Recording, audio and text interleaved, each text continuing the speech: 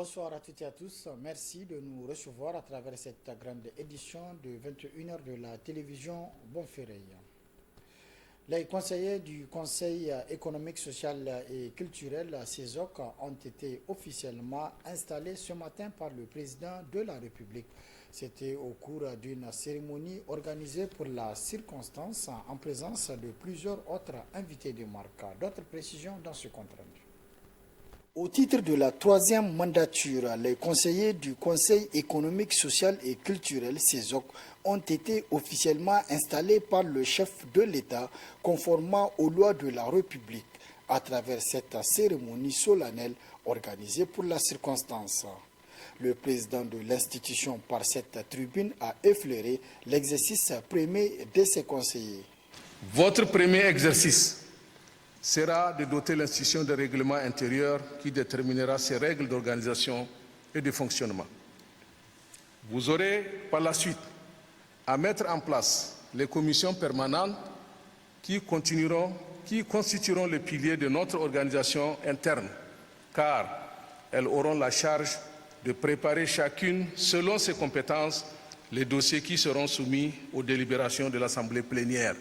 C'est pourquoi, à ce sujet, je vous demanderai de mettre toute la rigueur nécessaire dans le choix des personnalités qui auront la responsabilité de les animer. Le chef de l'État, dans son intervention, a pour sa part beaucoup insisté sur le rôle de cette institution de la République dans la promotion des valeurs sociétales. Le rôle du CESOC est de participer également au soutien du secteur privé, car les petites et moyennes entreprises sont à ce jour limitées par leurs possibilités de financement. Nous devons les soutenir et promouvoir de façon heuristique le développement pour mailler tout le territoire des lieux de production modernes et efficients afin de contrevenir au chômage endémique, de mieux distribuer les richesses nationales et de créer de l'innovation technologique et professionnelle pour enrichir notre tissu de production et de distribution de produits issus de leur ingénierie. Le recul de la pauvreté et du chômage fait donc partie de vos missions à part entière. Le CESOC doit travailler de concert avec les ministères en charge de l'économie, des finances, du commerce, de l'industrie, de l'entrepreneuriat, de la formation professionnelle et technique pour faciliter le financement du secteur privé, les accès aux banques de développement des PME et proposer des modèles réalistes de réussite économique et sociale en s'appuyant sur les ressources humaines et infrastructurelles nationales. Composé de 99 conseillers désignés pour un mandat de 5 ans par les différentes corporations de la société civile, le CESOC contribue par ses avis et recommandations à l'amélioration du bien-être socio-économique des populations nigériennes. Et puis, il y a ces communiqués de presse qui émanent de la Direction générale des douanes. La Direction générale des douanes invite les propriétaires des engins à 2 roues saisis lors des opérations de contrôle de la douane et de la police nationale au cours de l'année 2022 à se rendre au bureau des douanes spéciales moyens de transport 6 dans l'enceinte du guichet unique de l'automobile du Niger à Gane sur la route du Dosso pour procéder à la régularisation administrative des engins immobilisés. Pour remplir pleinement toutes les formalités, il sera permis donc aux usagers d'accomplir eux-mêmes les formalités de dédouanement et ceci jusqu'au 12 mars 2023. Passé ce délai, le bureau des douanes spéciales moyens de transport se verra dans l'obligation d'enclencher la procédure de confiscation au profit de l'État des engins saisis en vue de leur vente aux enchères publiques conformément aux dispositions du Code des douanes nationales. La Direction générale des douanes lance un vibrant appel aux propriétaires d'engins concernés par cette opération dans un sursaut civique de se manifester dans les plus brefs délais en vue de régulariser leur situation et permettre à l'État de rentrer dans ses droits. Fait à Niamey le 24 février 2023, signé le directeur général des douanes. Cérémonie de signature de lettres d'entente entre le ministère de la Santé publique, de la Population et des Affaires sociales et les partenaires techniques et financiers du Fonds commun. C'est le ministre en charge de la santé publique qui a présidé la cérémonie en présence de tous les partenaires techniques et financiers du secteur de la santé. D'autres précisions avec Boubacar Amadou et Abdoulaye Seni. La présente cérémonie marque la signature de la lettre d'entente entre le ministère de la Santé publique, de la Population et des Affaires sociales et les partenaires techniques et financiers du Fonds commun. L'objectif de cette lettre consiste à améliorer la collaboration, la communication et la coordination des bailleurs entre eux et le ministère afin de faciliter l'exécution du plan de développement sanitaire et social 2022-2026.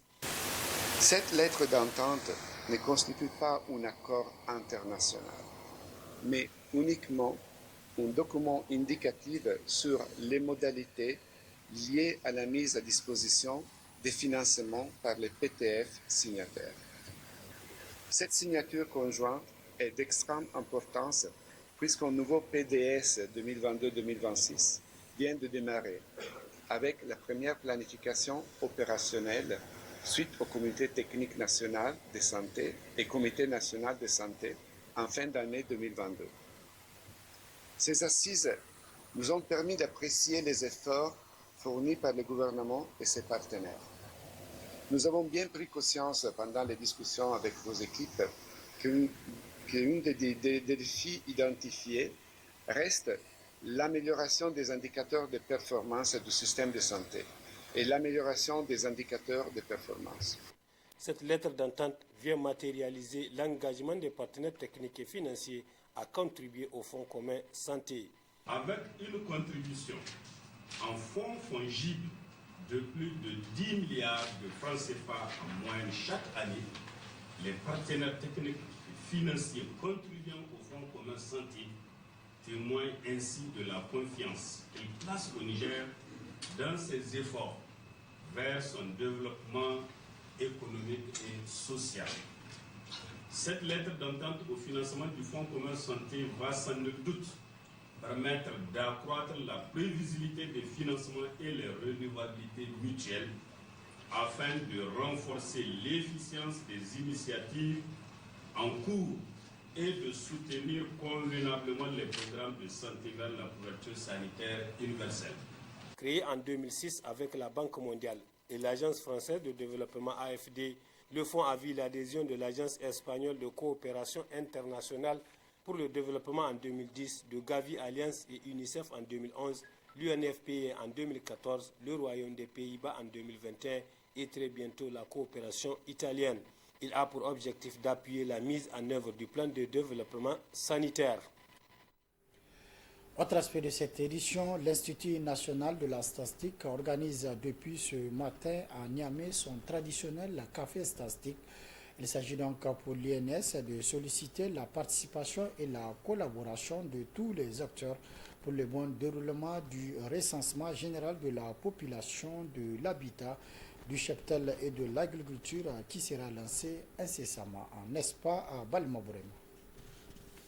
Le compte à rebours a commencé pour l'Institut national de la statistique, INS. Cette année 2023, l'INS doit conduire 3 opérations de recensement, celle de la population et de l'habitat, celle de l'agriculture et la phase complémentaire pour le premier recensement général des entreprises. 2023 donc, est une année avec beaucoup d'activités statistiques et nous sommes en devoir de sensibiliser nos partenaires par rapport à ces enjeux et surtout de demander leur soutien, car nous ne pouvons pas travailler sans eux, nous ne pouvons pas travailler sans les journalistes, nous ne pouvons pas travailler sans les chefs traditionnels, sans les maires, sans toutes les autorités. Donc c'est un peu dans ce sens que nous avons organisé ce café statistique. Ce café statistique qui a regroupé l'ensemble des parties prenantes aux différentes opérations a été l'occasion de faire le point des difficultés et des opportunités pour la collecte des données inhérentes.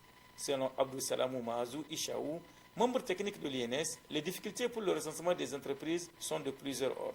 La question sécuritaire a eu un impact réel dans l'exécution du recensement général des entreprises parce que dans certaines zones du pays, il est difficile d'y accéder. Le temps étant de 36 jours, ça fait que dans le cas des grandes entreprises publiques et privées, ils ont accepté tardivement la plupart. Et ce qui fait que leur représentation au niveau des régions n'ont pas accepté parce qu'ils attendaient l'autorisation de leur siège. C'est pourquoi une seconde phase est nécessaire afin d'avoir des données exhaustives sur les entreprises nigériennes. Pour le recensement général des entreprises, nous faisons une deuxième phase au cours donc de mars à avril, la collecte de données. Pour les entreprises, ça veut dire que nous compterons toutes les unités économiques. Et dans unités économiques, il y a les entreprises du secteur marchand et il y a les institutions sans but lucratif, donc ça veut dire les associations, les partis politiques, les coopératives et toute organisation bien structurée qui dispose d'un local. Au cours de cette rencontre, les échanges ont porté sur la participation de tous pour la bonne réussite des différentes opérations et surtout la collaboration. Le Niger attend beaucoup de ces recensements, des opérations qui vont lui permettre la mise en œuvre des différentes politiques et programmes pour le bien-être des citoyens. L'association des blogueurs pour une citoyenneté active, ABCA, a élaboré un avant-projet de loi portant statut des blogueurs.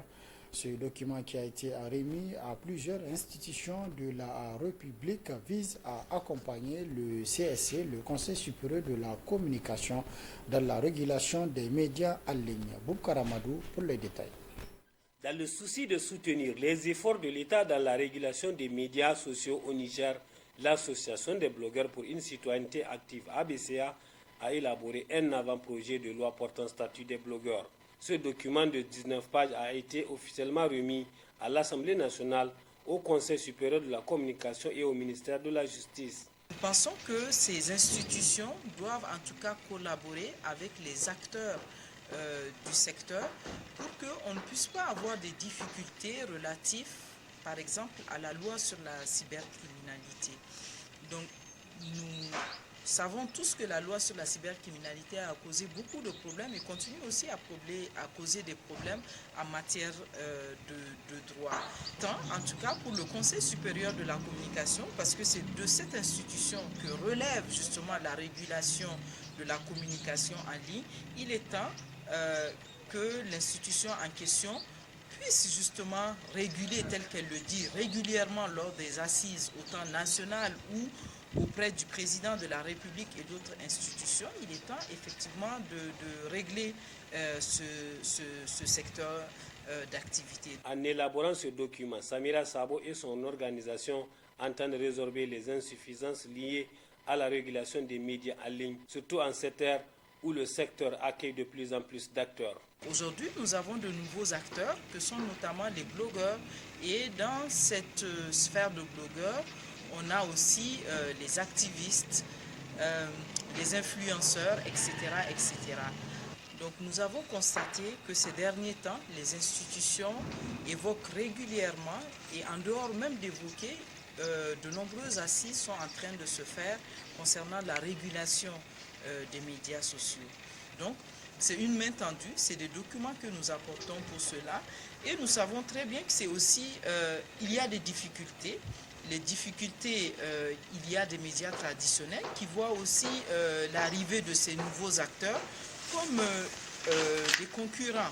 Ce document vient accompagner les institutions de la République comme le Conseil supérieur de la communication qui, depuis une dizaine d'années, est engagé dans la modification des textes visant à reconnaître l'exercice du journalisme en ligne. Et puis le volet reportage de cette édition est consacré aux conditions de validité du mariage, des règles qu'il est nécessaire de respecter pour la validité du mariage au regard de la religion musulmane. Aïcha Aboubakar et Lukova. Le mariage est un contrat qui, du point de vue social, juridique et religieux, lie un homme et une femme consentant à s'unir. Une union des plus sacrées, d'où l'importance du choix du conjoint, explique l'islamologue Seydou Touré. Il est conseillé de prendre comme époux une musulmane, de prendre comme époux un musulman. Un musulman saint. Un musulman qui a ses facultés. Et un musulman qui vraiment, et quand on parle de mariage, il faut avoir un homme qui peut satisfaire sa conjointe. Sinon, il n'y aura pas de mariage. Et surtout, quel musulman doit-on épouser? Au moment où, comme on s'est dit que nous sommes des musulmans pratiquants, ou même les musulmans non pratiquants, ça, l'islam, il n'y a pas ce contexte. Et ce vocabulaire-là ne vaut rien en islam. Quand on est musulman, on l'est ou on ne l'est pas. Une convention qui, pour être valide en islam, répond à un certain nombre de conditions, explique toujours Seydou Touré. La première chose, c'est la présence physique du tuteur de la jeune mariée, qu'on appelle wali. Donc, on doit avoir même les deux tuteurs. Mais ce qui urge, c'est la présence du tuteur de la jeune mariée. Deuxièmement, l'acceptation du mariage par le deux, par notre couple, par l'homme et la femme. Troisièmement, le mahar, ce qu'on appelle la dot, le mahar que l'homme donne à la femme. Parce qu'il faudra que les gens comprennent, ce qu'on donne, le mahar qu'on donne, c'est destiné à la jeune mariée. Et quatrième point, c'est l'accord du mariage, c'est-à-dire le contrat, parce que ça se fait par des doigts. Et il faut que la présence des hommes, parce que le témoignage qu'on veut en faire, c'est le témoignage. C'est un témoignage sincère et surtout en présence du monde. Docteur Seydou Touré lance un appel à l'endroit des fidèles musulmans. Le mariage, il faut le faire quand on est en bonne santé. Le mariage, c'est le respect aussi. Pour que vraiment le mariage c'est valide, il faudra que vous soyez vraiment patient et surtout de se dire la vérité. S'il n'y a pas de confiance entre le marié et la mariée, le mariage se casse. Parce que rien ne peut marcher sur de doute en islam. Sur le respect mutuel de tous les parents, de deux côtés. Principale source de filiation depuis la nuit des temps, le mariage, au-delà d'unir deux personnes, crée, raffermit et conserve les liens entre les familles des deux parties. Et puis la caravane d'information du REJOC sur les réalisations du programme de la Renaissance a rencontré les populations de la capitale de l'Ader pour cet exercice. Nous y reviendrons donc demain, Inch'Allah, au cours de nos prochaines éditions.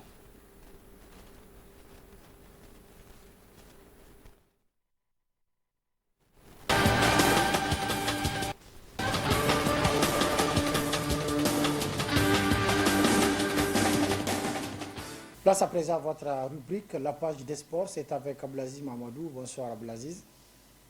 Bonsoir Suleiman, bonsoir aux téléspectateurs de la télévision Bonferré. Nous débutons la page des sports de cette semaine avec les nouvelles de la Super League de football du Niger. Oui, les résultats de la 11e journée de la Super League, AS Nigelec, AS Garde Nationale 1 but partout, AS Fan, AS Police 0-2, Espoir FC, Akokana FC 0 but partout. Même score entre le Jean Gorzo FC et l'Urana FC d'Arlit. JST de Tawa s'est fait surprendre à domicile 0-1 par Liberté FC de Niamey.